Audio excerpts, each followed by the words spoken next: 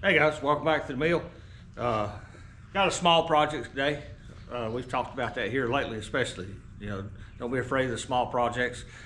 Had a customer call me. They needed 30 1x4 8-foot long cedar. Well, I don't have any. I'm out.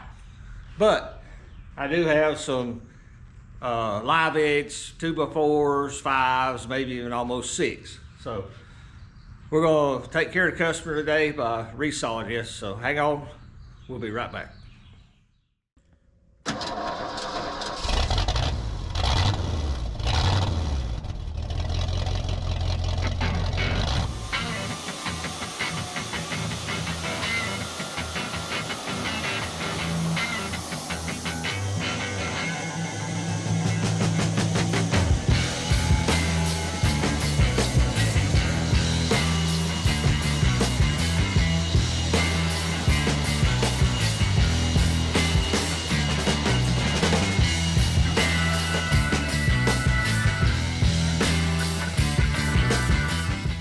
Okay guys, well, like I said, we got 2x cedar material. It's about 1 15/16, 1 7/8. It's very dry. We're gonna put it back over here on the wood miser and try to literally saw it in half. Now, you guys have sawed, you know that you're right down at the bottom of the mill. You gotta be real careful. Sometimes it's hard to get a good tight grip on it. And if these boards happen to be bowed a little bit, we'll have to turn them over, manipulate them, try to get them mashed down good and flat. It's good to try to do this with 2 people because sometimes you'll need somebody to hold the middle down while the other person clamps it. Try to get it as flat as possible. So let's change camera angle over here. We'll try to get one placed and sawed.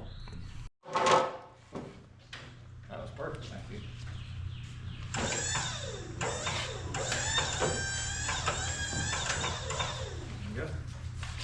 Okay guys, that first one was perfectly flat.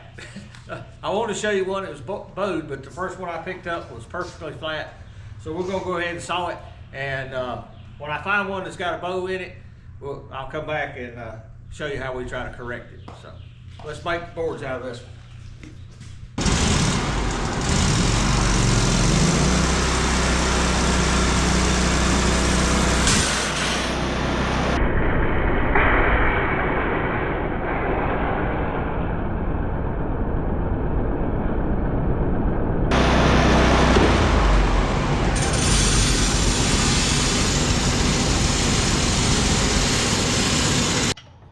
Okay guys, I want to show you something that don't happen too often.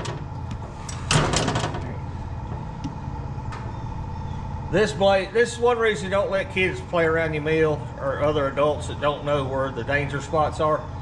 This blade broke, probably coming right off the bottom of that wheel. It went underneath here, and shot out the floor on this side. I've been sawing for 10 plus years. That's the first time I've ever seen one come out that way. Now I have had them try to come out the dust chute and had them come out the pipe, but we don't run a pipe. We got an elbow, so we don't have that problem anymore. But that one broke perfectly as it's coming off that wheel, and it shot it plumb out here in the floor to over here. Now it didn't come out fast, but if it had been going across my leg, I still wouldn't appreciate it. So, for goodness sakes, guys, be careful.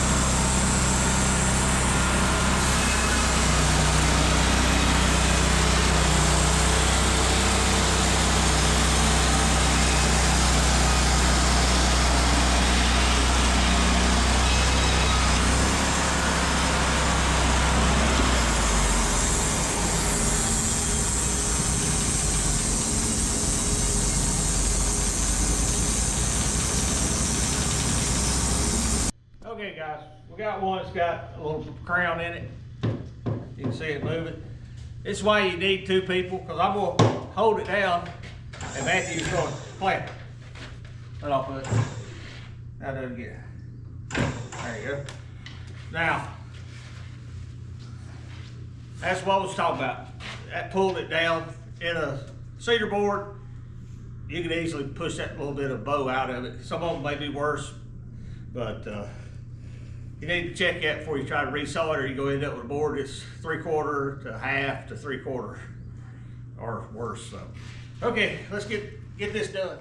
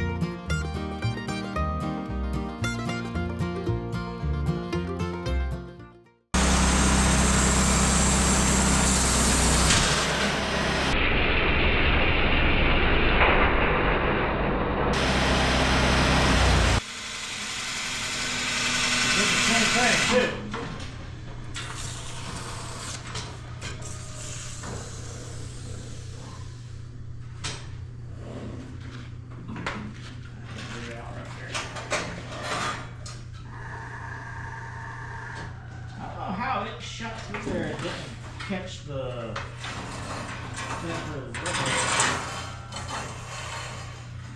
I just was looking at it, watching it wobble. I'm like, that ain't gonna last long, and then instant flail. Yeah, there's a check crack right above it. Okay guys, if you can see, there's a stress crack right there. There's one right there, I can feel it. And there's another one right there on the end. Okay, there's nothing unusual about that. That's what your blades are gonna do when they get old. These are 55 thousandths turbo 7s. They've been sharpened numerous times. I think by the thickness of this one, maybe one I hit a nail and I actually whittled it down pretty good to keep using it. But just be careful around your mill, especially with people who don't know what'll happen. You see that's two that pushed out the side, and until today I'd never seen that. So just be aware that when these bands break, they can slip out of there, and it's still sharp. It's, you know, we hadn't run that blade long. I wouldn't want it running across my shin. It'd leave a mess. So let's put a new one on and get at it.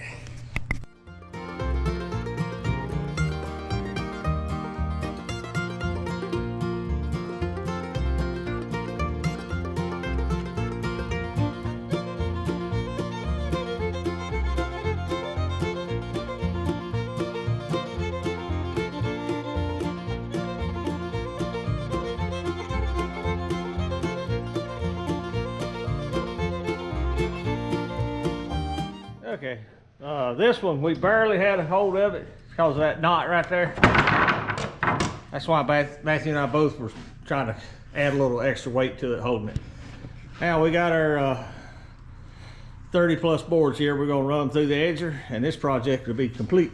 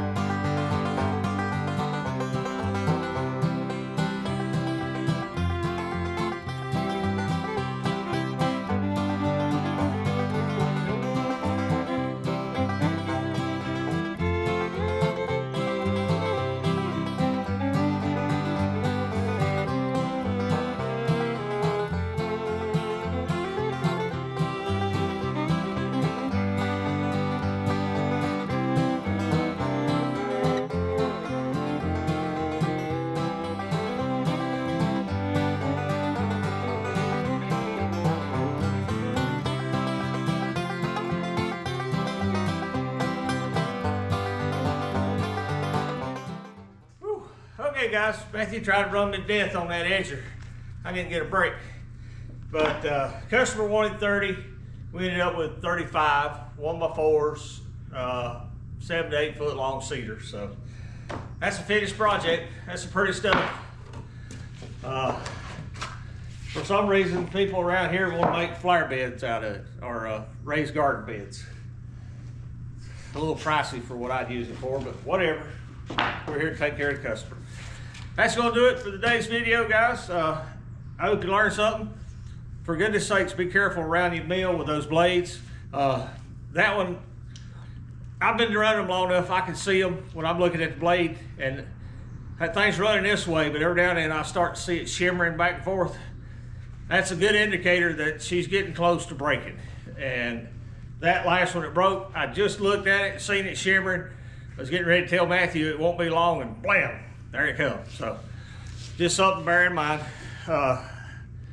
We're done. It's time to call it a day. It was a nasty, rainy day today. Just horrible to try to work in, but we appreciate you watching. Like for you, if you would, take the opportunity to check out some of the people that help us out. Solomon at Third Beard Fishing, Joe Maine with Industrial Cutting Tools, great people to deal with. Also Chuck and Sandra from Shearton Park Farms. They're excellent people. If you get a chance, check out their channel. They do a little bit of wood miser and a lot of farming, but I find it quite interesting. That's going to do it, guys. We appreciate it, and we'll see you back at the mill. Thank you for watching. Here's a video selection and a playlist suggestion. Click here to subscribe for more great content. We'll see you at the mill.